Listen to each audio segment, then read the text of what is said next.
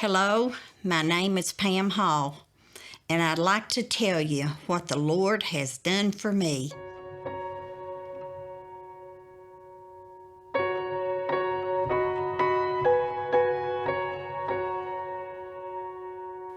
First, I'll tell you a little bit about me. I had such a wonderful life. The Lord blessed me with a wonderful husband. We've been married 45 years now. I had 2 children, a boy and a girl. We got saved at a young age. And right off, all we wanted to do was work for God. So we drove the church bus. We took kids back and forth to Sunday school and to youth service, to vacation Bible school, and we were very active in the church. I'm Ronnie Opplinger, pastor of the Lewis Creek Pentecostal Church, Partridge in Letcher County, and I've been a pastor here for the past 40 years. Pam and Jimmy Hall came to my church in 1986. They had 2 small children at the time, Jonathan and Heather, and not long after that, Pam and Jimmy took over our bus ministry in the community with our small children in that, and the bus ministry flourished during the time that they drove the bus and brought kids to Sunday school and youth service, other activities that we had. They were really a blessing to the church. Life was so blessed and so normal.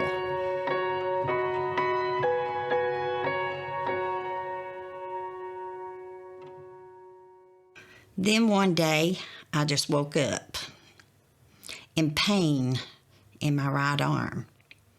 From the very beginning, I knew this was different.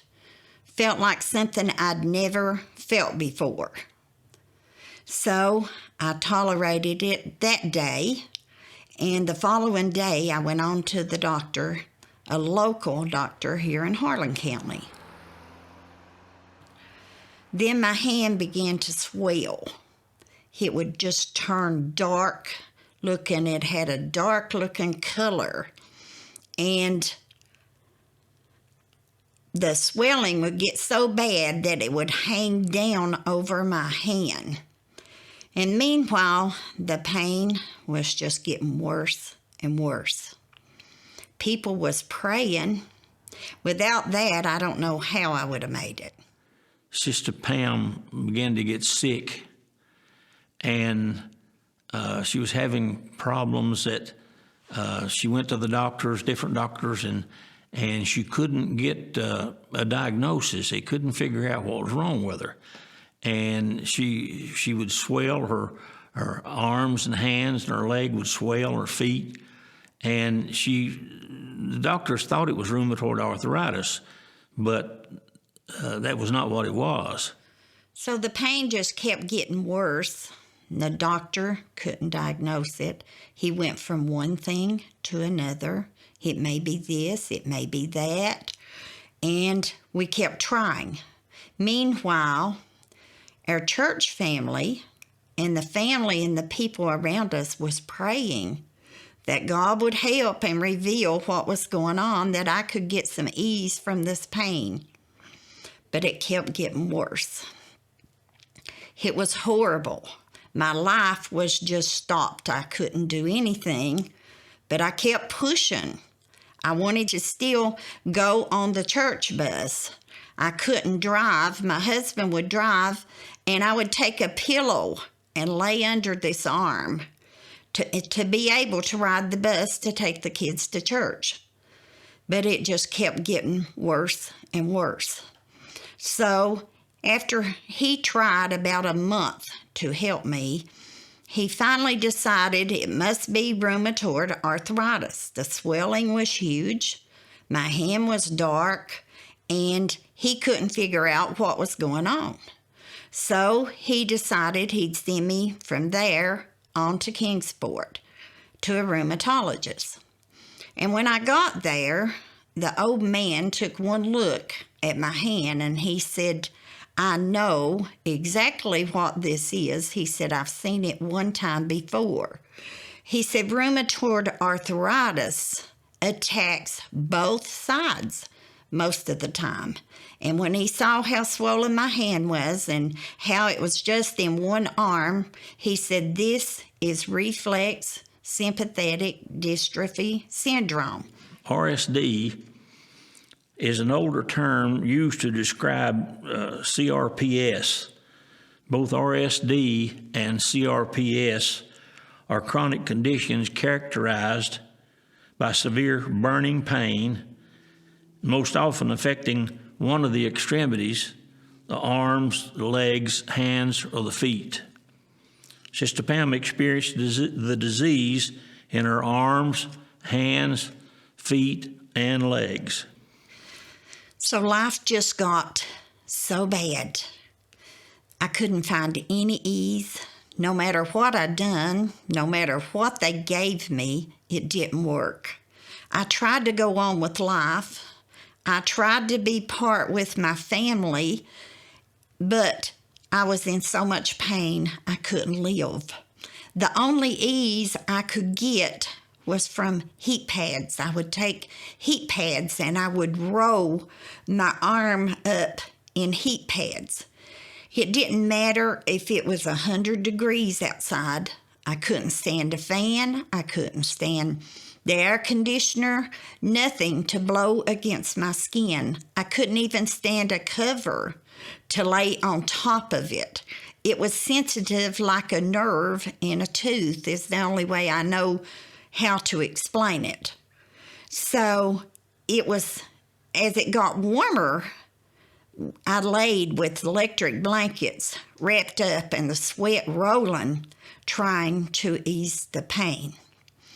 So I went on, and when I got to North Carolina, that was when they finally told me that there is no cure. He said, you do understand there's no cure for this. There's nothing we can do. He said, at the end of the road, we'll place a stimulator under your skin, and it will help you bear the pain. So I realized even more, I'm in so much trouble. There's no help with this without the hand of God. And that, at that moment, is when I realized it was going to take God and it was going to take His power.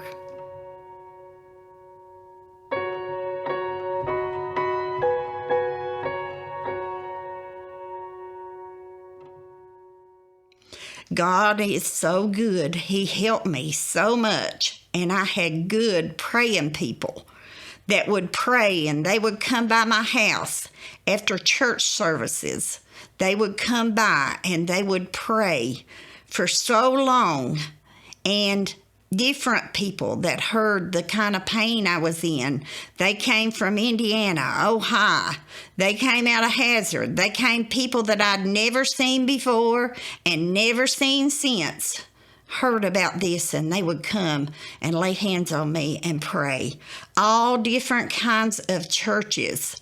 It didn't matter who they were. We wanted prayer, and we needed prayer. The church was fasting and praying on a daily basis for Sister Pam.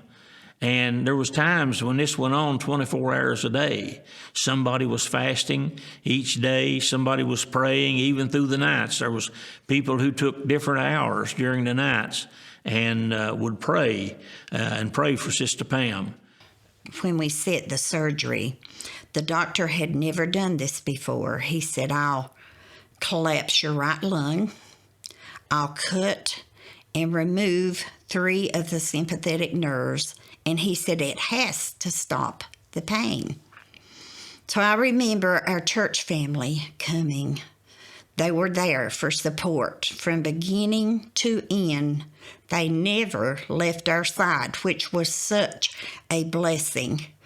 And I remember the doctor following me after they did the surgery, and he just could not wait for me to wake up. And I remember him running down the hallway to catch me to see if that stopped the pain.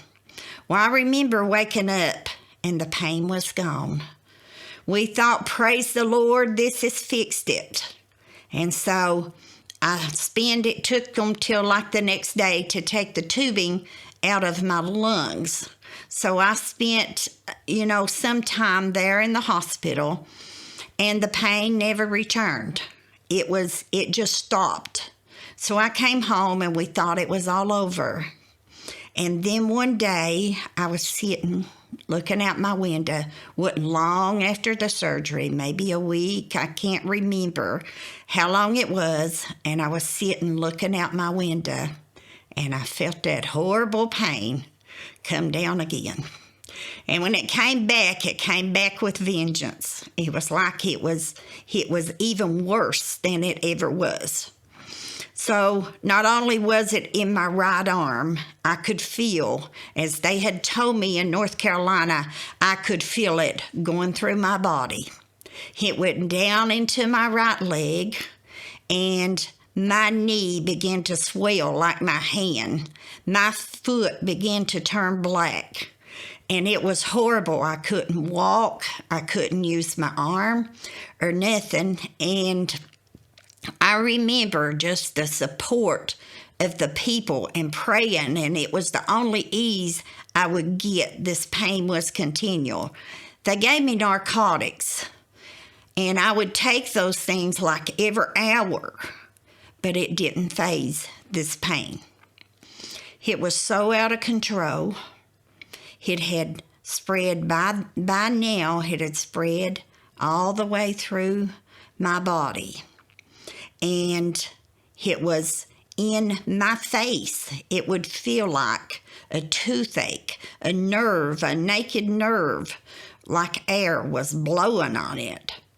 And I'd get muscle spasms in my hands and in my feet, and it would draw my hands down and off to the side. And sometimes those muscle spasms wouldn't let up for like a whole day. At that time, I couldn't even feed myself. My hair, I couldn't comb. I couldn't bathe myself. My husband would drive the church bus. He would come home, take the kids on the church bus. Someone would get them off, and he would come back and give me my bath, and he would go back and pick those kids up. That was my fear, was losing my work for God. Surely they won't take this bus away from me, though there's no way they would have done that. But in my mind, that was what I was thinking. That was how much I loved picking up those little kids that never knew anything about the Lord and taking them to church. It was just a wonderful experience. So it got so bad that I couldn't go. It had been that way for a long time. I couldn't go to church. I couldn't do anything. And all I had was the people that would come in and pray for me. They would cook dishes of food. They would bring. It was just wonderful the way people was. But I was living in agonizing pain. There was times I would just think, it'd be so much better if I could just go on home. My kids would get off the bus.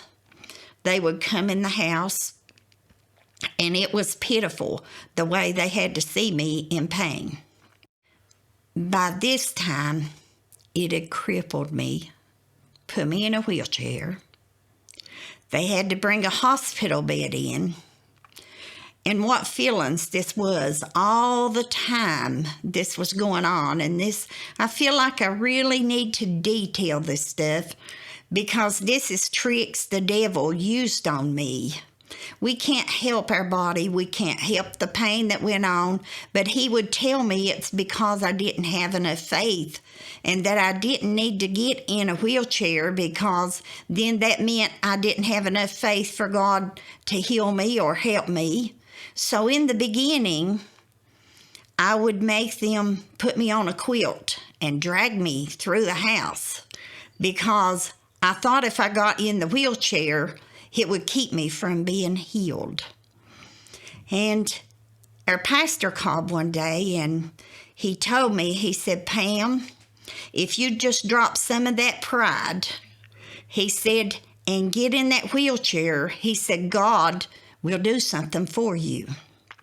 So knowing that this was God talking to me, and I didn't want to be stubborn about it, I had them bring the wheelchair on, and it was a horrible feeling sitting in a wheelchair, realizing I'm crippled, it's out of control, I can do nothing. I was always a fix-it person. Anything was wrong, I thought I could fix it. Anything in our life, it didn't matter if I had to stay up day and night, I just fixed it. But this was out of control, and I couldn't fix it. The wheelchair ended up being a great blessing. It was a friend that had given me that wheelchair to use, and it was motorized. So all I had to do was use one finger to make it go. So it was a blessing. I could get from the living room back to the bedroom in that. And then it went on, and as it got even worse, I had to get a hospital bed. I remember the day they brought this hospital bed and they put it up. I remember turning my face to the wall and crying, just sobbing, because I felt like life was over. There's nothing. I'm miserable. But all these things become such a blessing. And that's why I wanted to share these things with people. It's not that our faith is weak. If there's something there to help us, we need to just do it and make life easier on our family and on me.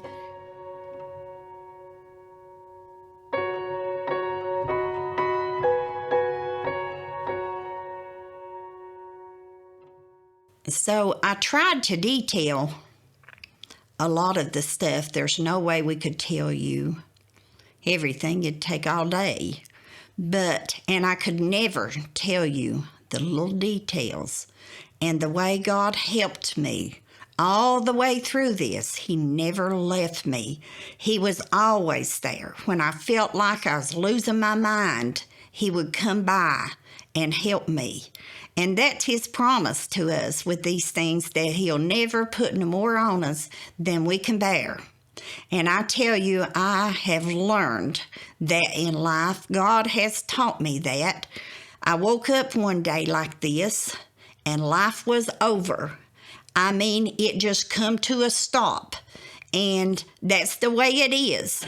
But when God gets ready to fix things, it's the same way. So, anyway, it was on a Friday, I remember, and I had a hospital bed in the living room. And at night, I'd get in the wheelchair, and I'd go to my bed. And then in the mornings, I'd come back in the living room. And I remember it was on a Friday, and it had gotten so bad that I couldn't get out of bed. I had not been out of bed, and on Sunday, there was a church group that had come and had church, and all these times I just waited. In the beginning of this, God had spoke to me through prophecy, and He had told me, He said, I'll move in a miraculous way. And through that prophecy, I kept holding to it. Everybody came, every church group came, or I'd say, Lord, maybe you'll come by right while I'm here by myself. Maybe you'll come by with that healing virtue and you'll heal my body. But it didn't work that way. It kept getting worse and worse and worse, and I was like this almost 2 years. Drawing up now in a fetal position in this hospital bed that she's in. And 3 days before her healing, I told my wife, if the Lord doesn't move, if God doesn't move for Sister Pam, she'll die in a short time.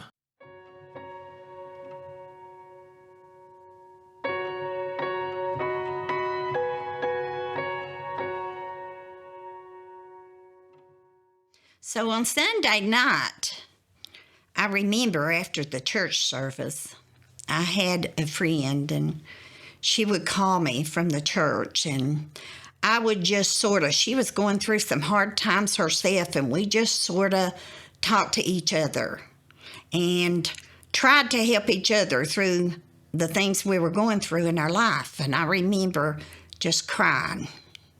I said, I can't stand it no more.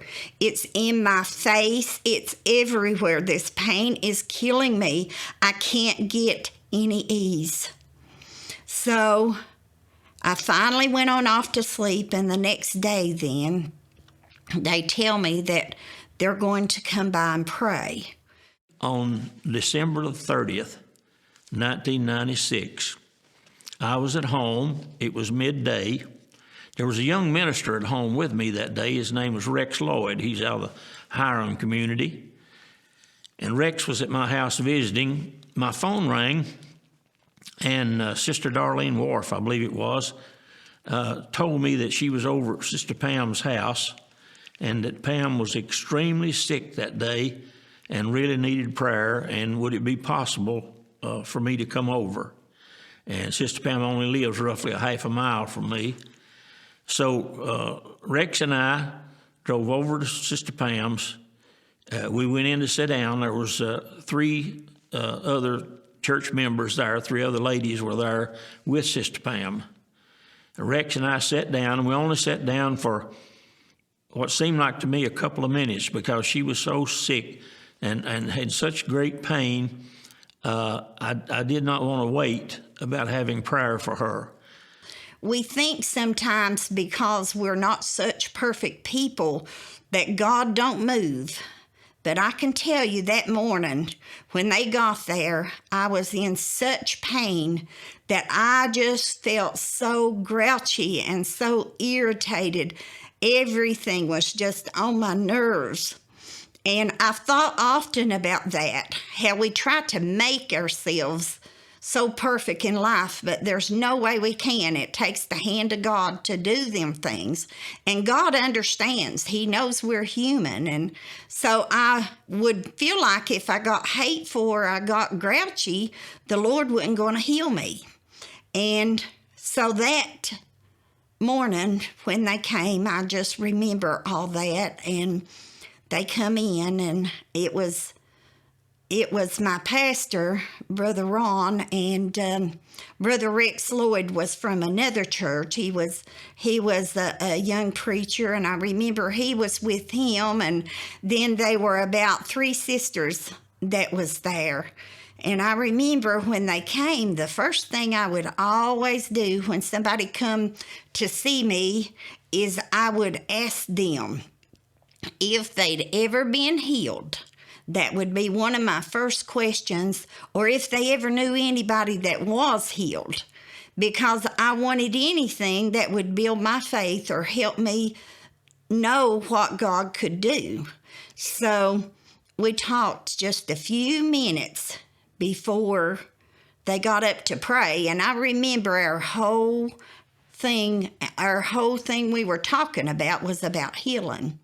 After a couple of minutes of just introductory talking, I said, let's pray.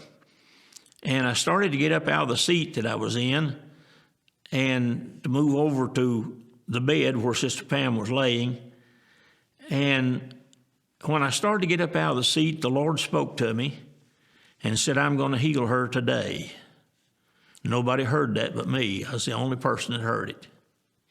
They got up to pray, and when they came over to the bed, I remember I was so sick that I couldn't even hardly function.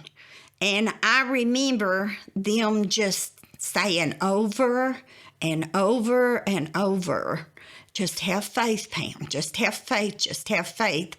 And in my mind, I was thinking, I just felt like this is just all on me. And I know that sounds silly, but that was really what happened.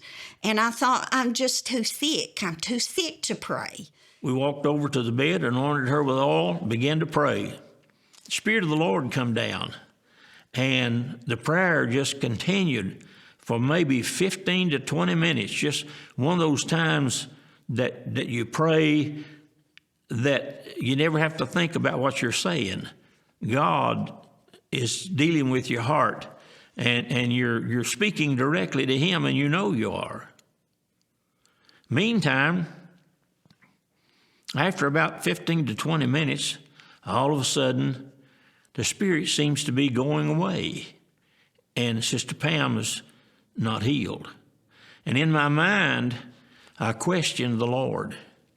And I said, Lord, you told me you were going to heal her today. And the Lord spoke right back to me at that very instant and said, tell her to get up. I remember they prayed and prayed and prayed, and just when I thought it was over, they just quit. It was like they quit praying, and then all of a sudden they began to pray again. And when they began to pray, the Spirit of God began to move and just fill that room like a cloud. It just fell in that place. And Brother Ron looked at me and he said, Pam, he said, I believe you can walk. And when he said that, knowing there's no foolishness in him, I tried to swing my legs off of the side of the bed because if he said that, that was just the way I was. I was waiting on God to heal me. But when I did, and I put my leg off to the side of the bed, it was big, swollen, and black.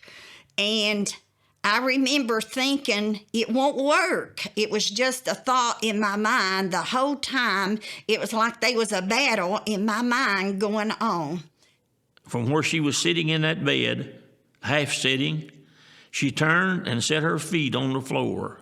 Sister Darlene Wharf was down on the floor praying, and Sister Pam's foot and leg was purple, almost black. And when her feet touched the floor, Sister Darlene said that the black foot turned back white. And I swung my foot off of the side of that bed. And when I did, I closed my eyes, and there was a glass in the door. There was 3 little glasses. And I remember looking into those glasses, and I remember a light coming toward me like I had never seen, and it just come more and more and more into my face and got brighter and brighter. And the next thing I knew, my feet was bouncing on the floor, and the Spirit of God was all over me. And just as fast as it came, it was gone. The hand of God had moved. They wouldn't have pain nowhere in my body. And it's 24 years later, and that pain has never come back. So that's what an almighty God we serve.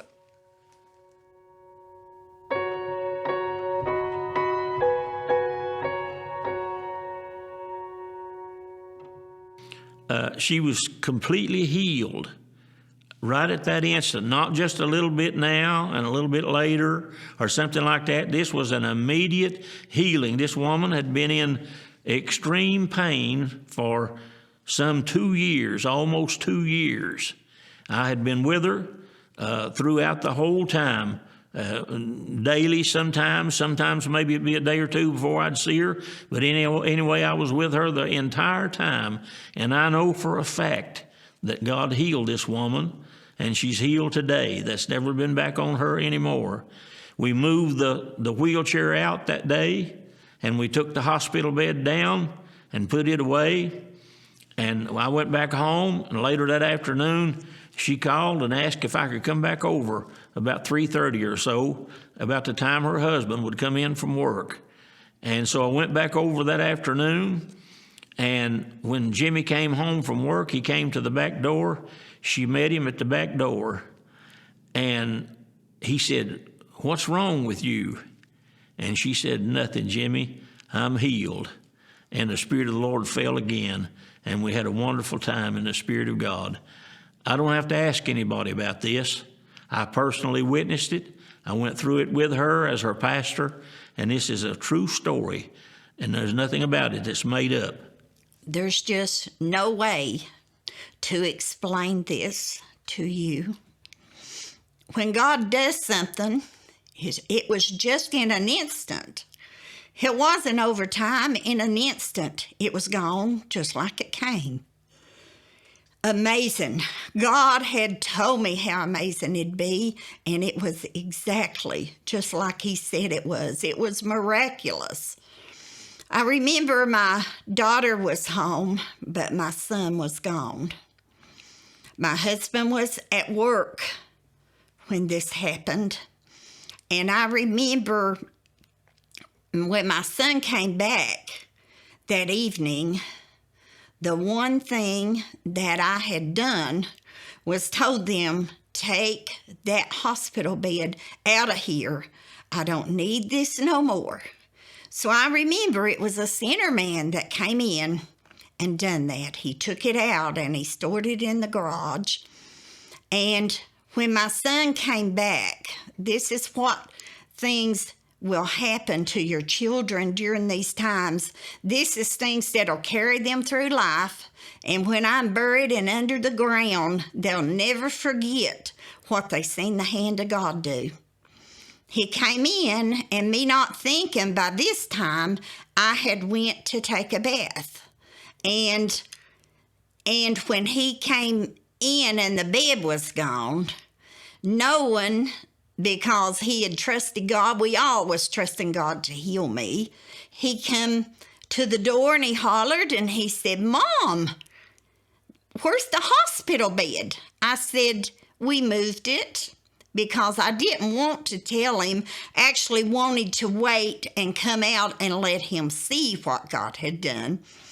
But he went back to the living room, and when he went back to the living room, he saw the wheelchair. And he come back again, banging on the door. He said, Mom, he said, the wheelchair's in here and you're in there. He said, did you get healed or what?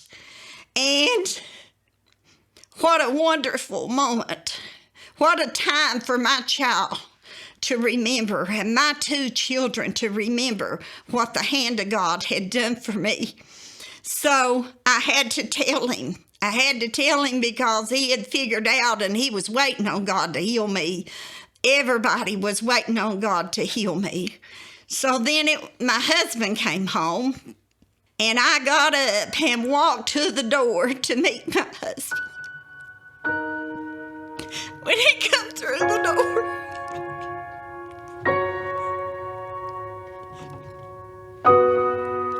what a mighty God we served.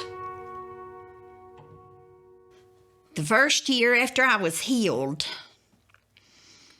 I remember about the time I got healed, the Spirit of God, the same thing I had felt that day, would start at the top of my head and go out the soles of my feet. I would feel it get all over me. And it reminded me what God had done.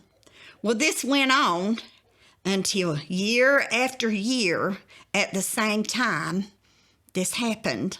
So I got to noticing it was 1:27 exactly. It didn't matter where I was, what I was doing.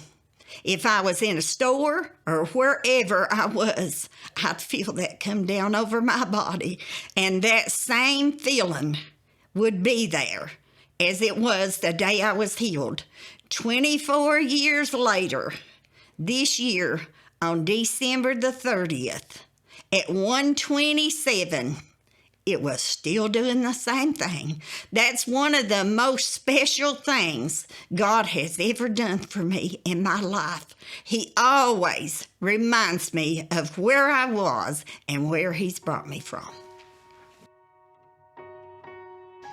This is a miracle, to be able to walk with my grandchildren, to be able to hold them in my arms, to be able to just know what I almost missed in life.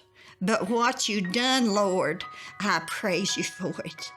I thank you for giving my life back. I thank you for letting me stay with my children I thank you for letting me see my grandchildren. I thank you for healing my body and for allowing me to grow old with my husband. I thank you for letting me tell your word, tell the things what you have done for me. It's you and you only. And at the end of this, I'd like to say, it's you, Lord. It's you. It was your hand. It was you and you only. And everybody that helped, it is a blessing to them because they got to see what God done. I know I wasn't worthy for what you done, God, but you done it, and I praise you, and I'll praise you till the day I die. I'm just thankful that I serve a God who is able to heal no matter what the disease is, no matter what's happening. God is still able to heal any disease that happens to come along.